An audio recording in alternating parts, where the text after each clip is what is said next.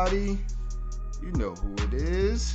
This is Austin, and this is the Austin Smith Real Estate Podcast, where we talk about real estate and we talk about lifestyle. Today's guest is a heavy contributor to the community. He shares tips, strategies, success secrets, success stories, all revolving around investing in real estate. We talk about what it takes to raise capital in order to participate in these deals, and we also talk about how to invest in real estate from a purely passive point of view. Now, you can be a real estate investor, you can flip, you can wholesale, you can buy and hold, have rental property, but at some point it still might be a little active. If your tenant calls you, you still might have to pick up the phone. I don't promote nor do I condone being slumlords. However, you'll realize that is a little bit of activeness, and we talk about how to invest in real estate from a purely passive point of view, and that means placing your investment, and that is it, watching your money grow. And we talk about a lot of other things that we're going to get to in a little bit of housekeeping before today's show. Definitely log on to austinsmithrealestate.com. Be sure to subscribe so you can get this content, these strategies, these tips, the blogs, the podcasts, the articles, the videos sent straight to you. You don't have to go searching for it. Just trying to make it easy for you. And if you've been able to benefit or receive some value by listening to the Austin Smith Real Estate Podcast, please log on to iTunes, leave me a rating and review. Let's continue to share this message. Let's continue to share the sugar. So, without further ado, let's get into the show. What's going on, everybody? Today on the show, I got an awesome guest, and we're going to be talking about investing in real estate without picking up a hammer, without sending out a direct mail letter, without networking with other investors to a certain extent. But we want to be able to discuss the opportunities for you to invest in the fund and to entrust your money with a professional who will do the deals for you and bring you a percentage return. But today's guest, he's kind of a jack of all trades. He's an attorney. He's an asset manager. He currently runs the investment club, Todd Capital Group. He's the host of the Millionaire Podcast. He runs the Blacker Pockets page, which is an awesome Instagram page that you should definitely check out, definitely follow. But we'll get into all of that. Ladies and gentlemen, I want to introduce you to the man behind the machine, Charles Oglesby. Charles, thank you so much for taking the time to come on the show today. Yeah, man. Thank you for having me. Absolutely, man. So we'll jump right into it, man. So let's talk about how you got started, kind of what you were doing before, real estate and getting into financing and things like that. And then we'll kind of transition into, how that made you the success that you are today. Right. So, it was funny. We've built a lot, but I still don't really see myself as successful. I think that idea of success kind of changes as you hit different benchmarks. So still striving, still hustling, still trying to get to that next level. But for me, I would just say that I started kind of thinking along the lines that I think when I first started college and I got a degree in finance. And so when I decided to major in finance, I started thinking I had to immerse myself in all things finance. And so what that looked like was watching a bunch of CNBC and then starting to read a lot of books on finance and entrepreneurship. So I didn't even read Rich Dad Poor Dad until when I was in college, about 2 years into college. And then from there, you read Cash Flow Quadrant. From there, you read Rich Dad's Guide to Investing. And so you start to see real estate being talked about. And I just kind of had an eye for it. I had some friends who were doing some real estate investing around the time of the crash. And so one of the things I was looking to do was kind of go that route as well. And so I got a book from them, and this is when it was actually not the best time to get into real estate. kind of missed that wave because I was in college. And so what I did is I just kind of, from there, I went to work as a financial advisor. And so I started working for Edward Jones. And so that kind of exposed me to wealth. I started doing a lot of the Series 7 training, Series 66 training, life and health insurance training, and then also working hand in hand with people who I saw who had a lot of money. And so what happens when you start seeing that is you start trying to figure out what are they doing to get this much money. And so I just kind of like perked up, and you learn different things when you're working in that environment. From there, I went and I worked as a private client advisor with Chase Private Bank, and you're doing nothing but working with people who have over $250,000 in assets. And from there, that line in Rich Dad always resonated with me, and I realized like to be the bank, not the banker. I wanted to be the people who came in there with money, not the person trying to sell people on money. So I kind of would continue to ask them, like, what are you guys doing? How are you making this money? And real estate came up, business came up, investing came up. So I've always just kind of like tried to learn as much about that lane as possible. And I think maybe Bigger Pockets might have been one of the things that really brought me into investing like full force. So, I mean, it's so many different things. It's not one thing. It's not one path. It's a lot of different things that kind of brought me to this point. So tell us about like your transition, right? So, you hear everybody kind of talking about it. You've heard some of the strategies. Talk to us about like your first like transaction or deal that you did, whether that was, funding somebody, or advising somebody with money, or, whether you're taking somebody's money and investing it for them, or whether it was an actual real estate deal. Talk to us about like the first deal that you've done. Wow. The first deal, because I was a financial advisor. So, I mean, there's a few deals, but I would say one of the first deals, when you work at Edward Jones, what they do is they send you out door knocking. So you're knocking on doors and you're asking people, like you're kind of introducing yourself to the community because you're building your own kind of clientele base. For sure. And so I was doing that. And after you get all these numbers, these names and numbers, then you have to cold call them. But it's not so much a cold call at that point because they know who you are. So it's kind of a warm call, but it's still kind of cold. And I want to say that I had somebody, I maybe had like 500, 600 names. And two guys were like, yeah, let's talk. Let's set up a meeting. Let's see what we can do. One of those guys ended up rolling over his IRA to Edward Jones with me or his 401k because he had left his company. This is a time when everybody was leaving their company or getting fired and laid off. And so he brought over maybe like $100,000 to me. And I was like 23. And so, I mean, they do all the work for you. They have all the systems laid out. You put it into their system. You open up the account. They give you the check, all that stuff. And we ended up investing it into some mutual funds for him. And then I had another guy. He had about $250,000. He wanted to work with me to set up a profit sharing company for his company. He had just started a franchise. And so I brought over his $250,000. We put it into a retirement account. And those are like my first two ever investment deals. One of the things that I think is really interesting is the approach that I take has always kind of been the fund approach, which some people can't understand. But for me, it's second nature because I've been doing this since I got out of college. So for me, the idea of managing a fund to invest in real estate is really the same thing I've been doing for so long. It's something that I was at one point in time licensed to do, to necessarily sell securities. But I've always kind of wondered why that disconnect is. Like, why, to me, is it natural, whereas other people are like, oh, I don't want to be in charge of somebody else's money. I don't want to do this. I don't want to do that.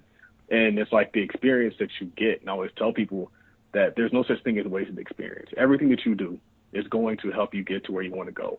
So if it's kind of like John Henry, he was opening up doors, which opened up doors for him. So yeah, it might have seemed like he had this menial job, but whatever you have to leverage it to the fullest effect. If you are working a job like that, now you have access to wealthy people that you wouldn't have if you weren't doing that job. So leverage that. If you're working in financial advising, you're getting experience. So even if it doesn't work out there, you still have this bank of experience, this bank of knowledge that's going to allow you to do something else in the future. There's no such thing as wasted time or experience. Love it, love it. So let's talk about Bigger Pockets. Well, we're not going to be talking about Bigger Pockets because that's another podcast, but it's definitely an awesome podcast, a definite wealth of knowledge.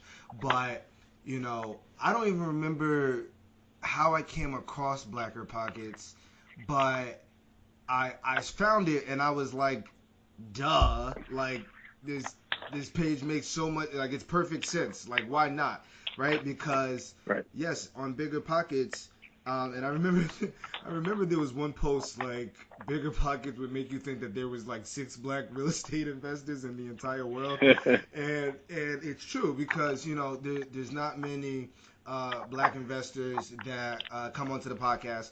The ones that do are absolutely amazing, though, and it's cool to hear their story. But obviously, it looks like you were trying to change the narrative on that. How why did you start Blacker Pockets? Which is probably a kind of a redundant question, but I just want to hear your answer on that. That's it's a lot of things, man. We just knew it was necessary. We knew first and foremost that a lot of people who are interested in investing, because one of the common things you hear on Bigger Pockets podcast is, yeah, so my dad gave me a loan of $100,000 and then we bought this first deal. Or, yeah, the deal wasn't working out too well. And so my dad stepped in with $100,000 and then we did the deal. And it's inspirational, but it's not practical for the average African-American investor. Now, one of the things that I learned in doing my podcast is you don't need a loan of $100,000 to do the deal. But if you listen to Bigger Pockets, you're going to think that you do. And so my goal is to show you how to do it from where you are, not to say it's not possible because I don't have X. And that's what a lot of people do. That's what they do, not just in regards to real estate investing. That's what they do in regards to a lot of different things.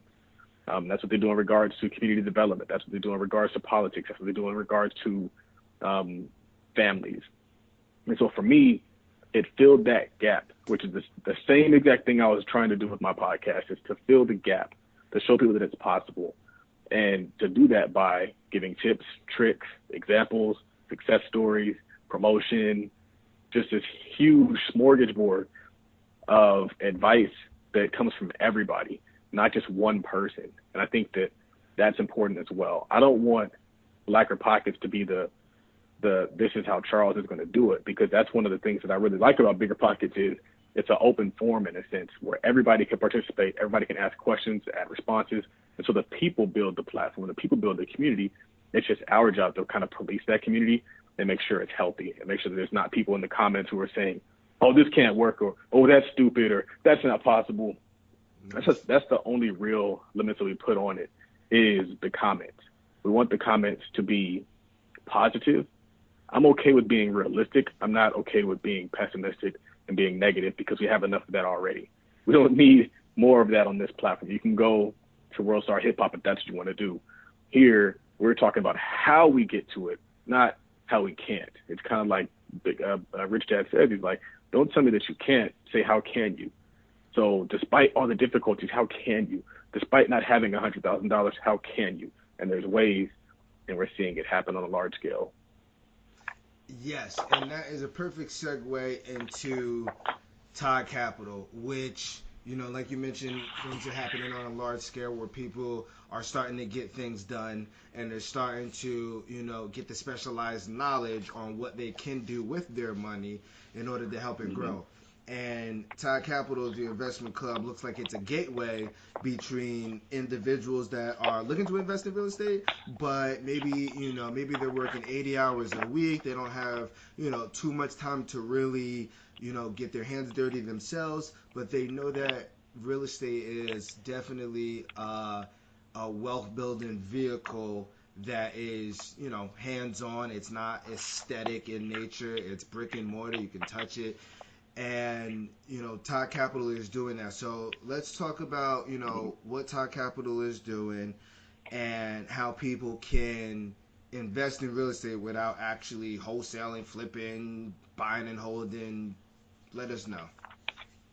Right. So there's so much, and I kind of want to make sure I structured this answer properly, but I'll tell you that so I'm getting into MBA right now, and we did this case study on Tony Hsieh of Zappos, and he started this company, and the focus was creating a culture of a company that he would want to work for. And so the inception of what he did actually served him, and then he could use it to serve others.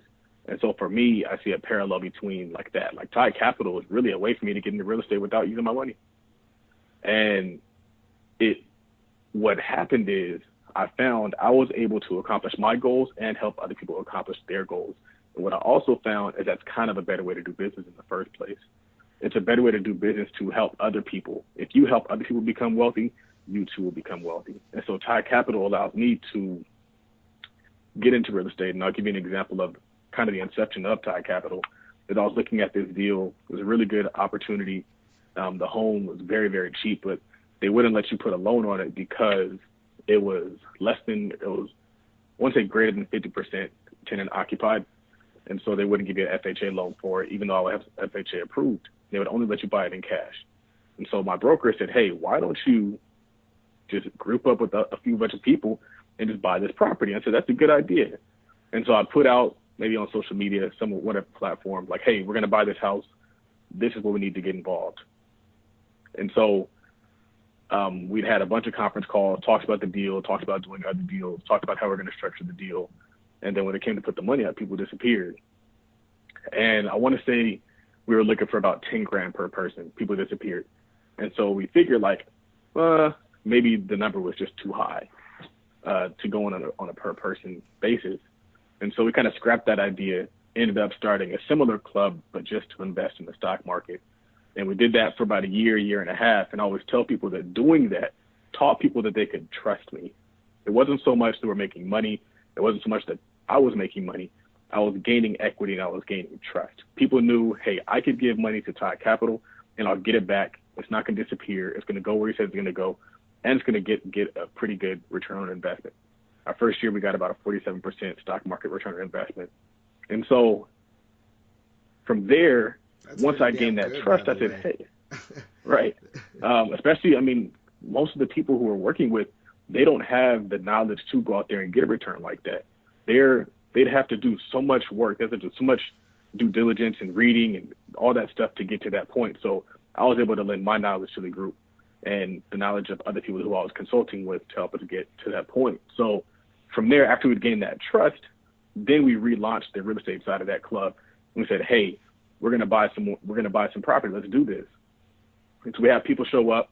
There's a lot of fear. It's kind of like that concept of fear, uncertainty, and doubt. A lot of people were like, oh, well, they're finding all the reasons why the deal can't work. And so we were about to buy a house in Atlanta. Everything was lining up. We had the lending, all that stuff together. And then people backed out last minute. But it was for a different reason. It wasn't because of the money.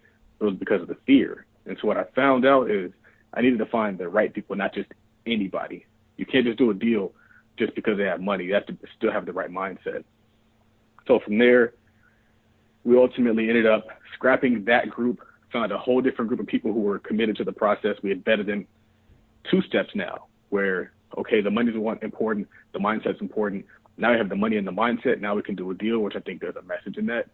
But from there, we found a market and we started buying up properties in the Midwest. We just bought one property and we wanted to see if it was going to work out. And it started working. We're like, they're paying us rent on time, in full, no complaints. And so we started buying more.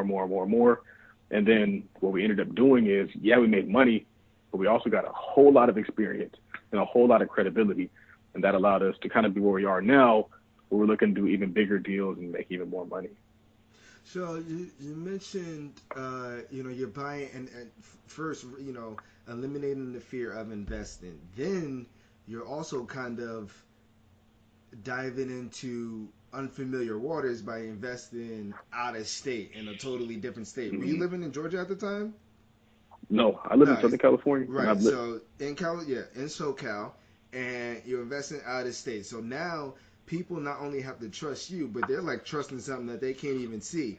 But ironically, You're doing the same thing with the stock market. So exactly. You know what I mean? So it's like they're really putting their trust in you.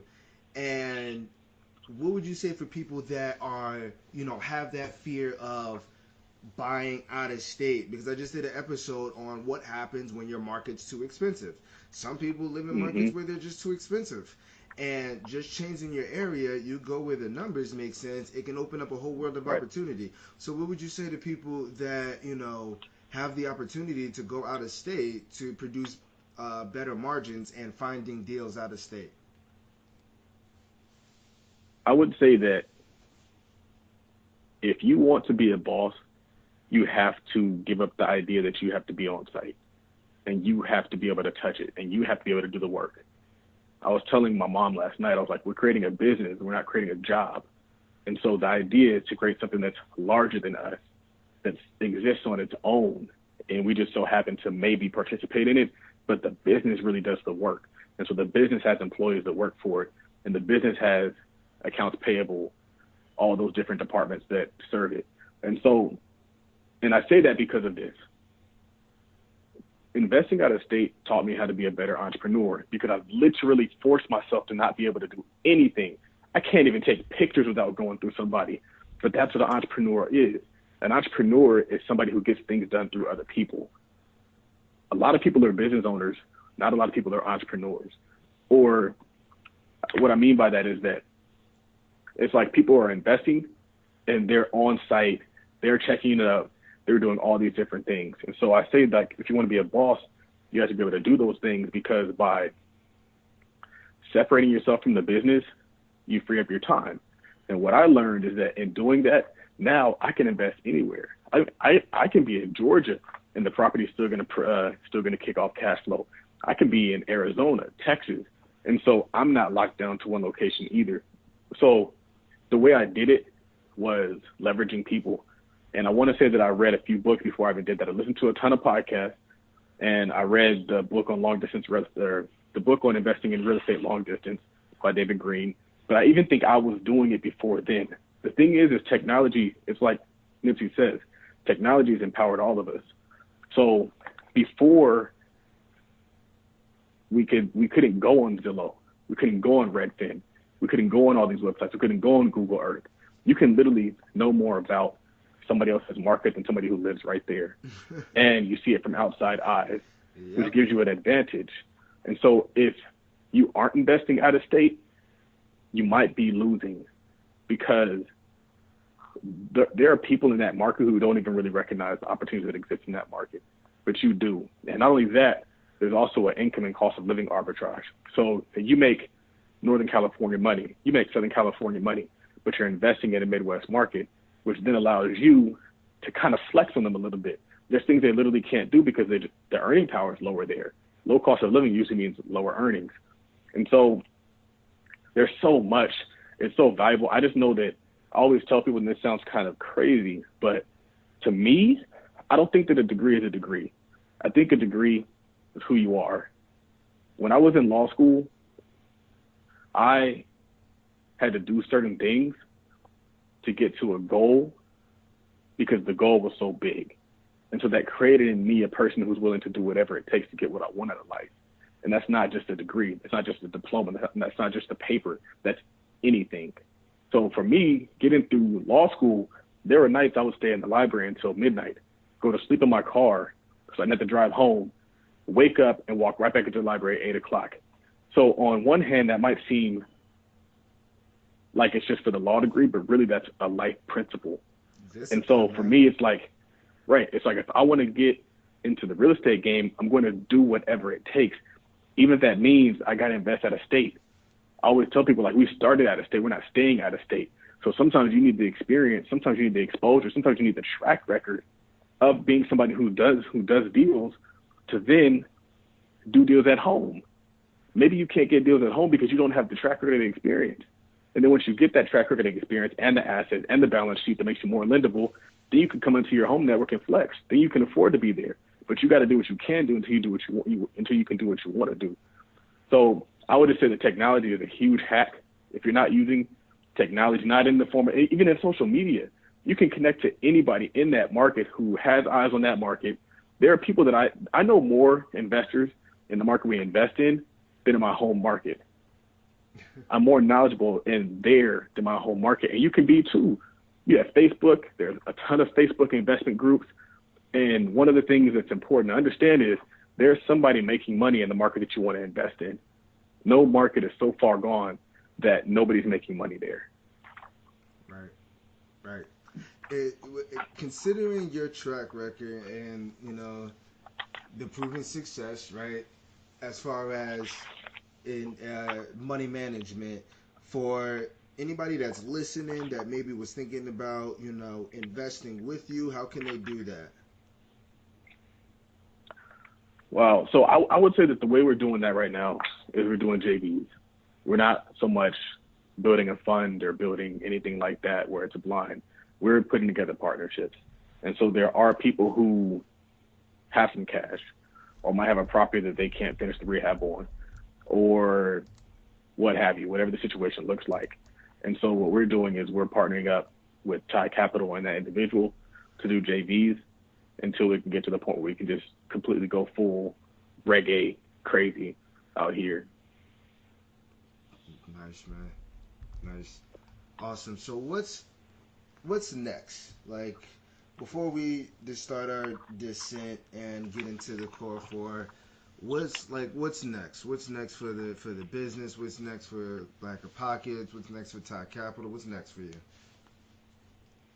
So Blacker Pockets, the goal is to create a site that's going to allow people to participate, become educated. And I don't even think that we really want it to just be so niche into real estate as much as overall like wealth building community, kind of like the Facebook or even Black Planet of wealth building, where people are asking questions, where the conversation's productive, where we're sharing success stories, where we're producing content, where we're advertising insurance companies and lenders and things like that, just creating this community of people who are progressive minded. So the goal is to get that into website form, and just continue to grow and scale and invest in that. And maybe get some books out there, get some courses out there.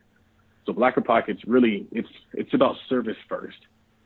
And for me, it's like when I invest in the stock market, I'm not chasing the ROI. I'm chasing the purpose. So for me, Blacker Pockets isn't so much chasing the revenue as much as it's chasing changing things. If we can change things, we'll make money.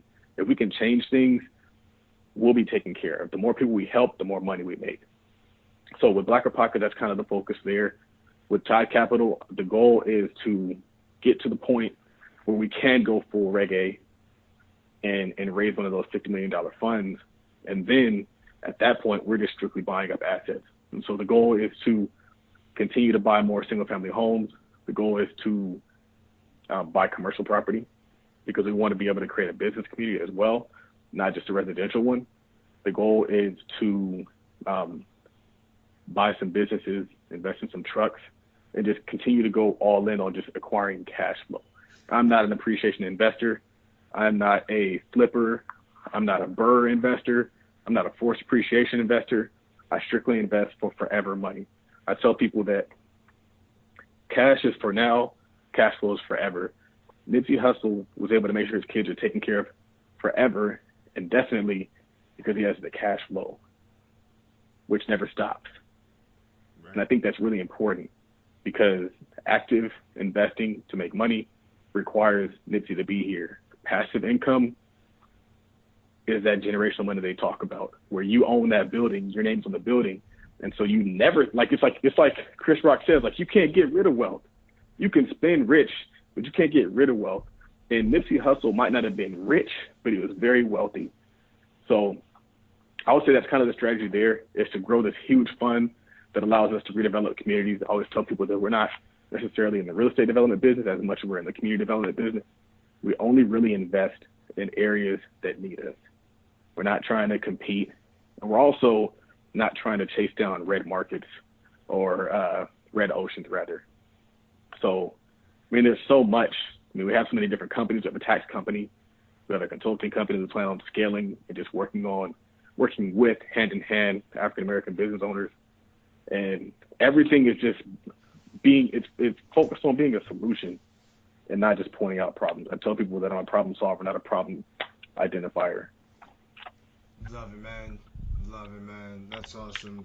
You got a lot on your plate, man. So blessings to you on those endeavors as we continue to, just put this out there. And that's exactly why I built the podcast, just to bring that now. Because it wasn't until I got into real estate where I was like, whoa, there is a lot of money, like money moving around here, like, and this has to be, you know what I'm saying? Like, I know if it wasn't for that, I wouldn't have been able to see what it's like to make, a lot of money in 1 month and to have it in real estate and to have, you know, six figures in equity. And, like it's until you actually put yourself in that environment.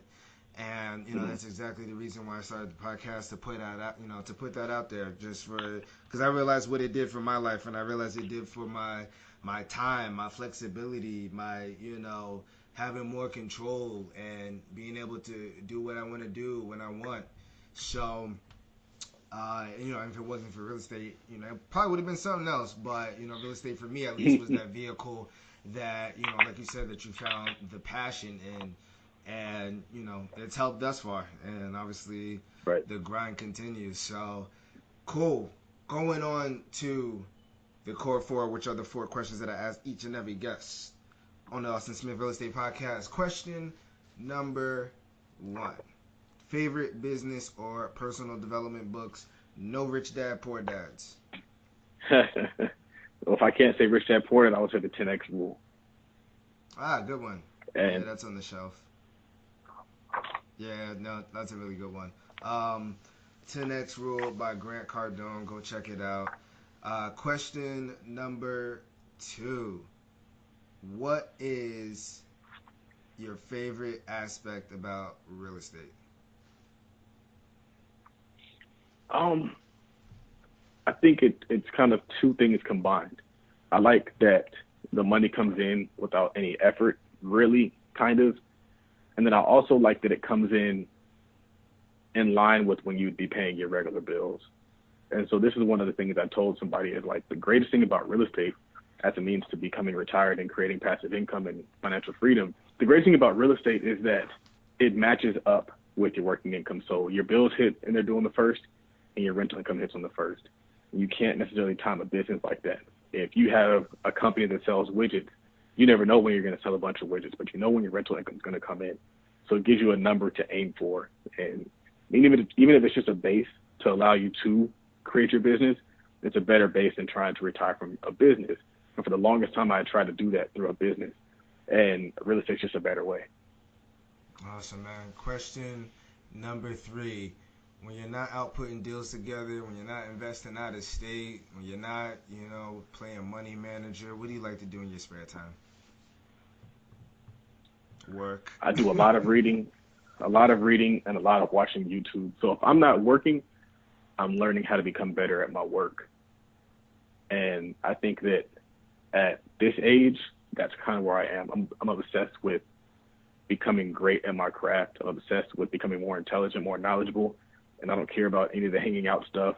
I can't even really entertain the idea of watching trash TV.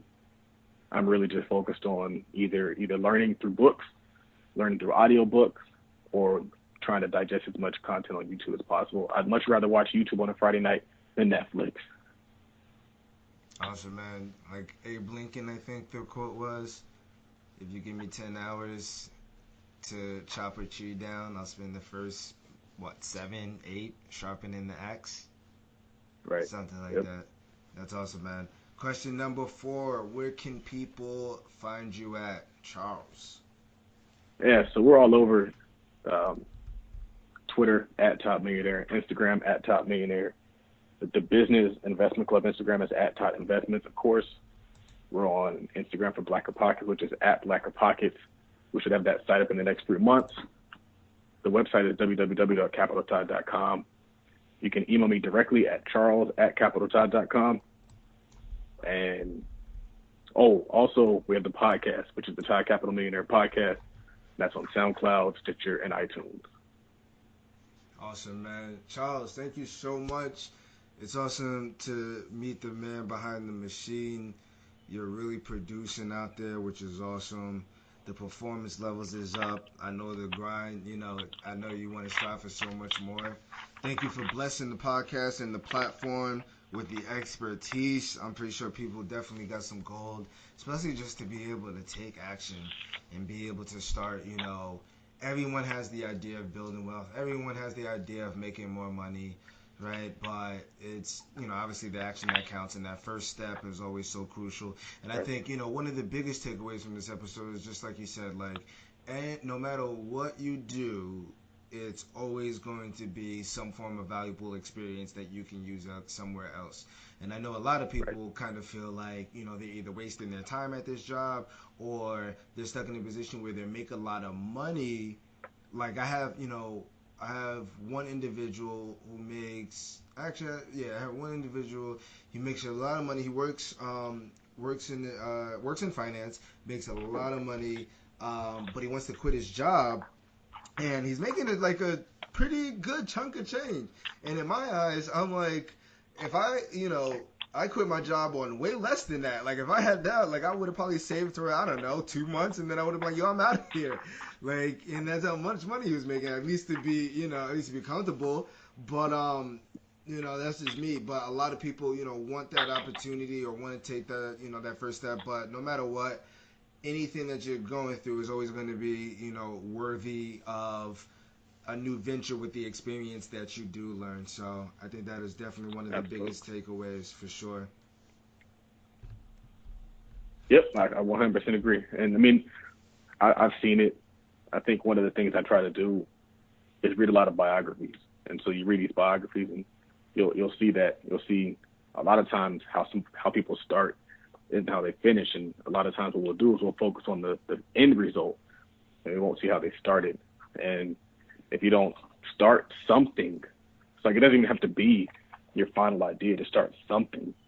I know I was reading yesterday, like the Starbucks app. Now you can order through the app, you can pick up food, but the Starbucks app started as just like a gift card app. All you could do is load your gift card information on there and pay, and it's evolved. And it's just Starbucks. And so a lot of people, they're sitting around and they're saying, hey, I want to start investing in real estate, but only if it's in downtown LA. Those are the people that never do anything. They just keep clocking in on their job. I've always been the kind of person that how I start isn't where I stay, and I'm willing to start something just because I know it's going to add value to me at the end.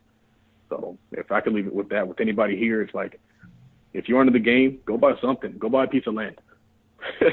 Go buy something, but don't sit around. And sit on right. it. Yeah. At least then you can tell somebody you're a real estate investor at that point. And not just a talker, not just somebody with ambition.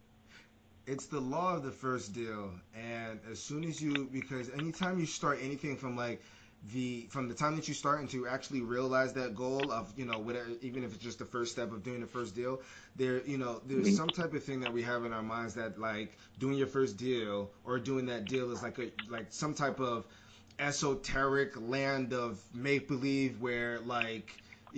where it's so hard to happen. And the moment that you do your first deal, like, I don't want to say the floodgates open, but the opportunities definitely start to present themselves more often, and you now have that eye to keep taking down deal after deal. And it's always, Absolutely. just getting over that initial hump that kind of clears a lot of the subconscious beliefs that it can't be done. And, that's how you kind of keep the ball, rolling and one foot in front of the other. Yep. Awesome, 100%. man. Charles, thank you so much for taking the time, man, to come out on the show. Ladies and gentlemen, definitely make sure you follow Charles. Make sure you follow the platforms. He's definitely teaching some really amazing stuff. And he's telling you just to put your money where your mouth is and kind of bet on yourself. And most people know exactly what to do, and sometimes they ask for advice to double confirm what they already believed in the first place. So just trust yourself, go out there and do it. It's game changing, and in honor of Nipsey, you know what I mean, and in honor of him, the marathon continues, and this is for everyone that's on the grind to keep on going and keep on trucking away. Right. Cool. Thanks for having me, man. You got it, Charles. Thank you, brother. All right.